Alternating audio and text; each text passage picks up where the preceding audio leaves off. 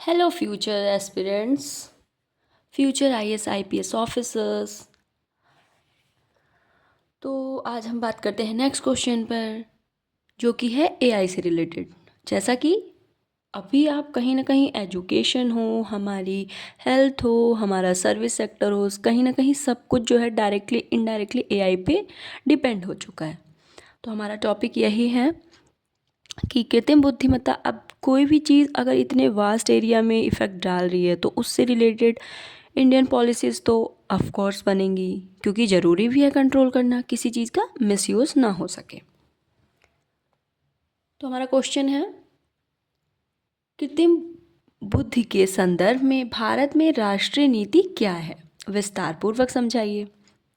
Question ने पूछा है कि जो इंडिया की नेशनल पॉलिसी है एआई से रिलेटेड वो हमें बताना है, डिस्क्राइब करना है, मतलब विस्तार पूर्वक 2035 तक। क्योंकि अब इसमें आप चीज़ें जो या तो हमारी अचीवमेंट्स हों बेस्ट, वो ऐड कर सकते हैं स्टार्टिंग में, इंट्रोडक्शन में, या फिर जो हम अचीव करना चाहते हैं, जो हमारे टारगेट हैं या गोल्स हैं, उससे रिलेटेड किसी लीडर ने बहुत अच्छी बात बोली है, या फिर जैसे हमारा ये रिपब्लिक डे या इंडिपेंडेंस डे पे अगर कुछ हमारे पीएम या फिर हमारे प्रेसिडेंट के कुछ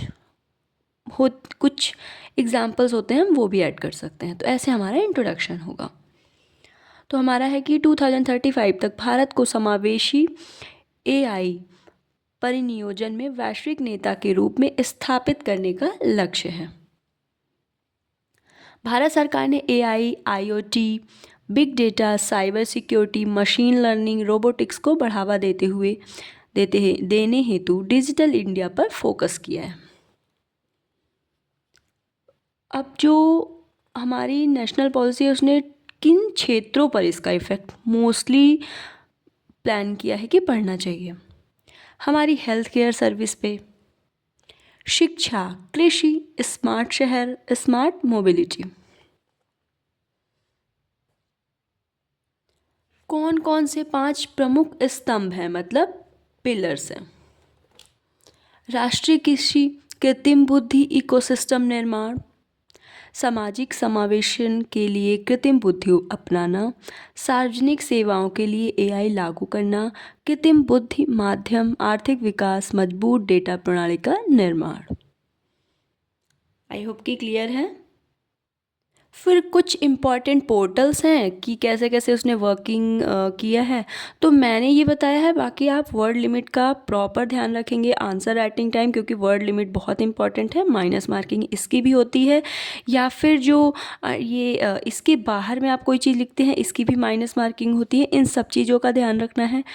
मेरा ये आंसर राइटिंग का पर्पज़ एक ये भी है कि एक तो आपको वर्ड लिमिट्स कैसे करनी है, सेकंड आपका आंसर राइटिंग का फॉर्मेट कैसा होना चाहिए, थर्ड कि मैं इतनी इन्फॉर्मेशन दे दूं कि अगर अगर उससे रिलेटेड आपके क्वेश्चंस आते हैं तो आपको याद आए कि हाँ मैम ने ऐसा कुछ बताया था, हम उसे ऐड कर सकते हैं।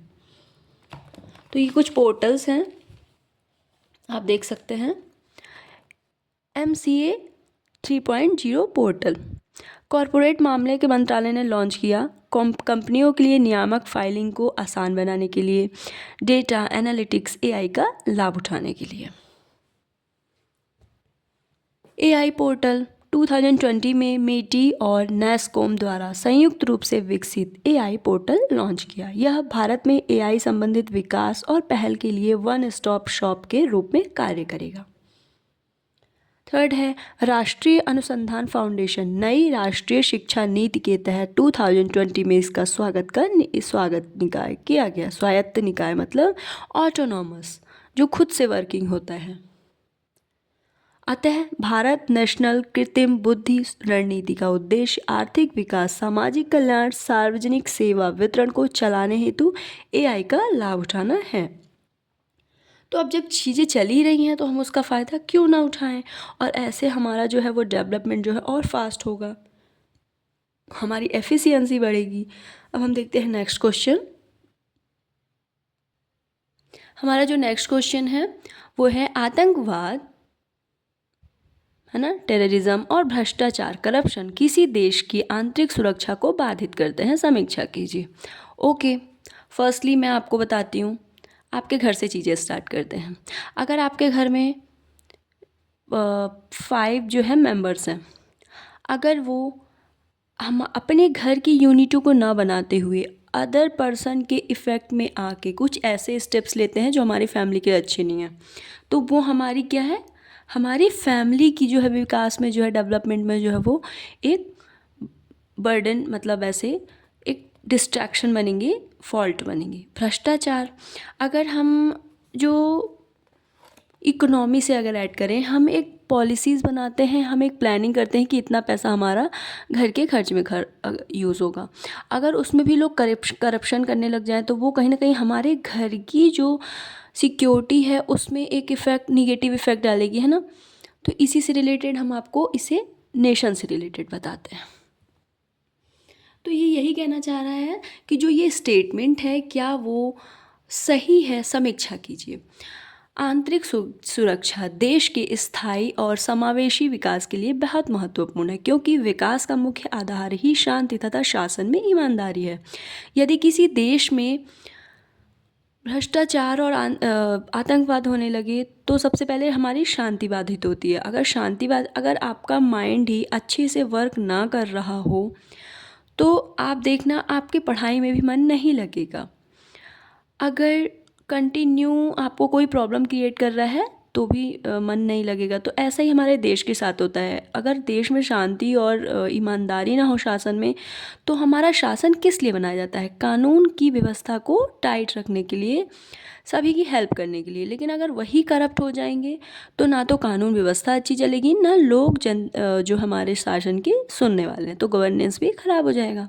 तो इसी से रिलेटेड है, इंटरनल सिक्योरिटी से रिलेटेड पेपर है, जीएस पेपर 3 का। आंतरिक सुरक्षा हेतु कानून व्यवस्था बनाए रखने,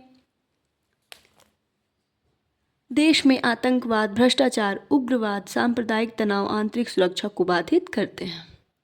अब मैंने ये बताया है अलग अलग डिवाइड करके कि कैसे आतंकवाद और भ्रष्टाचार हमारे इंटरनल सिक्योरिटी को निगेटिवली इफ़ेक्ट करता है।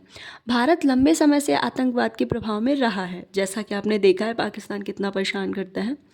1993 का बॉम्बे विस्फोट हो, 2011 का संसद पर हमला, 26/11 मुंबई हमला, पठानकोट, अभी प्रेजेंट में जो पहलगाम हमला, कितना ज़्यादा दुखी मोमेंट था, है ना। प्रभाव, जीवन और बुनियादी ढांचे की हानि, सामाजिक सद्भाव में गड़बड़ी। अब जीवन, जैसे कि इतना अच्छा पहलगाम का एक टूरिस्ट प्लेस था, वो निगेटिव इफ़ेक्ट पड़ा, लोग जाने से वहाँ डरने लगे, है ना। वो कहीं ना कहीं एक हमारा धार्मिक तरफ, जैसे कि जम्मू कश्मीर में हमारा माँ का मंदिर हो गया, या फिर अमरनाथ यात्रा, तो ये सब कुछ इफ़ेक्ट पड़ा। तो हमारा इकोनॉमी कंडीशन, इकोनॉमी पर इफ़ेक्ट पड़ा, जोग्राफिकल इफ़ेक्ट पड़ा, क्योंकि अगर ऐसी पॉल्यूशन वाली चीज़ें होंगी, है ना, तो ये सारी चीज़ें निगेटिव इफ़ेक्ट डाल रही हैं और ये हमारी देश की आंतरिक सुरक्षा को इफ़ेक्ट डाल रही हैं। भ्रष्टाचार, भ्रष्टाचार एक कार्यप्रणाली के रूप में सत्तारूढ़ नेटवर्क, सभी को पता है कि सडनली जो है वो भ्रष्टाचार या करप्शन स्टार्ट नहीं होता है, कहीं ना कहीं वो एक सिस्टम बन चुका होता है। नेटवर्क, विशिष्ट राजस्व धाराओं पर कब्जा तथा साधन का उपयोग, भ्रष्टाचार आबादी में आक्रोश पैदा हुआ तथा सामाजिक अशांति व विद्रोह का कारक बनता है। अब इसका प्रभाव देख लेते हैं। इफेक्ट, संस्थानों को कमज़ोर करना। अब करप्शन हो जाएगा तो संस्थान ऑनेस्टी से कहाँ काम करेंगे, तो वो संस्थान कहीं ना कहीं कमज़ोर ही पड़ जाएंगे। सामाजिक असमानता व अन्याय में वृद्धि। सामाजिक असमानता, जनरली जो ये सब जो सामाजिक संगठन होते हैं वो कमज़ोरों की हेल्प के लिए होते हैं। अब नॉर्मल सी चीज़ है, अगर भ्रष्टाचार को बढ़ावा होगा, करप्शन को, तो जो कमज़ोर हैं वो तो करप्ट पैसा दे नहीं पाएंगे, तो सामाजिक असमानता और जी भी बढ़ेगी, अन्याय होगा अगर ईमानदारी से काम नहीं होता है। पारदर्शिता व जवाबदेही में प्रभावित। अब कोई भी काम पारदर्शिता से या फिर जवाबदेही से तभी होता है ना जब वो करप्टेड ना हो, लेकिन अगर उनके मन में ही खोट है तो वो क्या ही ऑनेस्टी रखेंगे। तो ऐसा है क्वेश्चन हमारा आंसर। फिर है अंतर्राष्ट्रीय सहयोग को बाधा। अतः आतंकवाद और भ्रष्टाचार आंतरिक सुरक्षा के लिए चुनौतीपूर्ण खतरे हैं और यह एक अंतर्राष्ट्रीय समस्या है। ऐसा नहीं है कि सिर्फ इंडिया फेस कर रहा है, इसलिए इस टॉपिक पे इतनी बड़ी बात हो रही है ना। तो हमें ध्यान रखना है ये सब चीज़ें।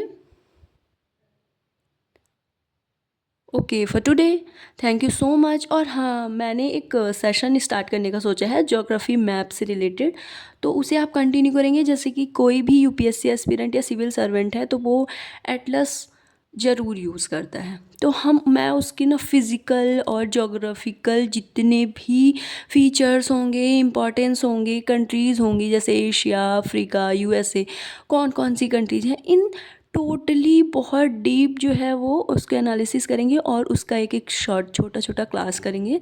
तो आपके लिए वो काफ़ी हेल्पफुल होगा अगर वो आप ज्योग्राफी के ऑप्शनल के स्टूडेंट हैं या फिर आप कोई भी सब्जेक्ट के स्टूडेंट हैं। बट ज्योग्राफी ऐसा, मैप ऐसा है कि आप करंट अफेयर्स पढ़ें या फिर कुछ भी पढ़ें, मैप की नीड उसमें होती है, तो उसे भी आप कंटिन्यू कर सकते हैं। ओके।